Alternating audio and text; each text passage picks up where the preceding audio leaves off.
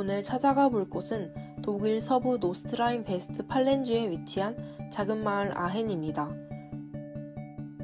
고대 로마 시대부터 천연 온천이 유명해 서로마 제국을 부활시킨 샤르마뉴가 매년 겨울마다 이곳에서 머물며 온천을 즐기던 곳으로 이 마을의 라틴어명 은 켈트 신화 속 치료의 신인 그라누스의 셈이라는 뜻이기도 합니다. 온천 도시의 특성이 잘 드러나는 이름이죠.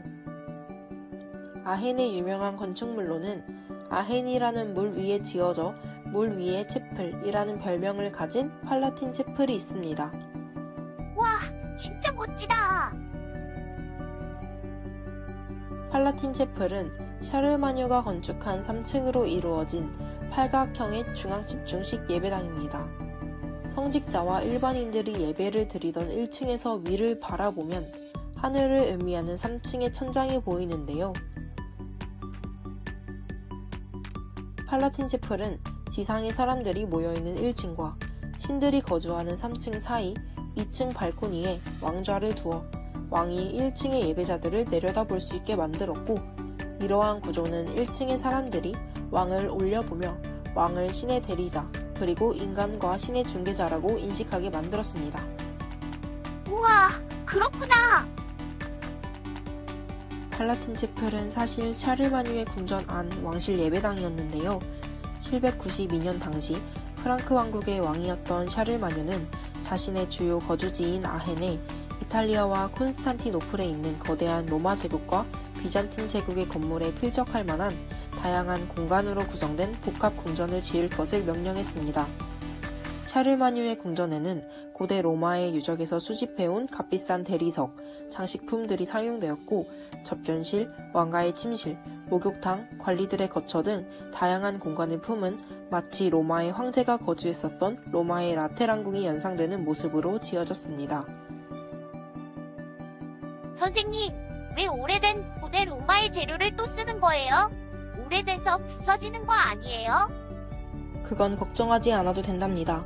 고대 로마 제국 건축물의 재료였던 대리석은 현대의 콘크리트와 달리 튼튼해서 오래 사용할 수 있었습니다. 바바리안의 후예였던 샤르마뉴는 서로마 제국 황제로서의 정당성을 강화하고 끊어졌던 고대 서로마 제국의 계승의식을 드러내고자 했습니다.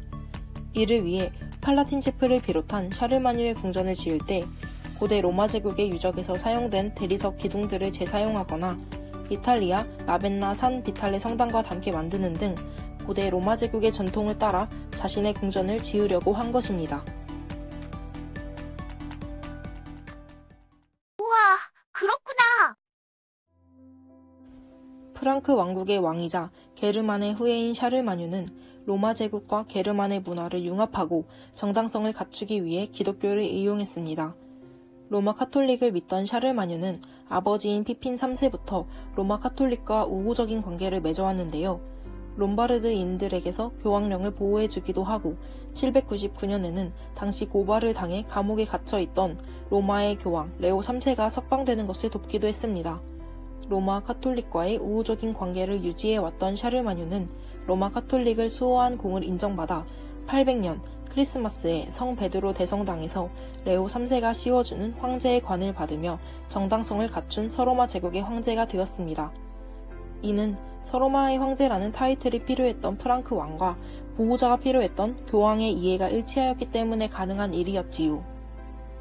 샤르마뉴의 대관식은 고대 로마 제국이 동서로 나눈 이후 약 300년 동안 동로마에서만 황제가 나오며 한쪽으로 치우쳐졌던 권력을 다시 서로마로 옮겨오게 되는 사건이었습니다.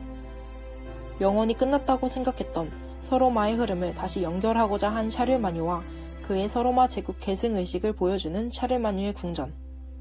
현재는 샤르마뉴의 궁전 대부분은 사라지고 팔라틴 채플이 있는 아헨 대성당만이 남아있지만 여전히 사라지지 않고 역사의 의미를 보여주는 아헨의 건축물, 팔라틴 채플이었습니다.